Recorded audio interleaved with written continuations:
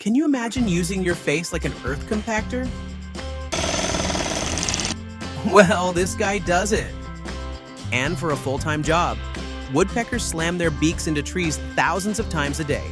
Fast, repetitive, violent. Anyone else would need a helmet, neck brace, and several complaints. But woodpeckers come prepared. They have shock-absorbing muscles, reinforced skull structure, and a beak design that helps spread impact forces.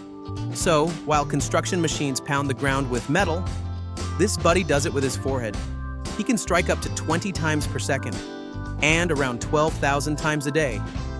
And somehow, he still goes back for another shift tomorrow. Well, I prefer tools with handles. But wait until you hear where this buddy keeps his tongue in part 2.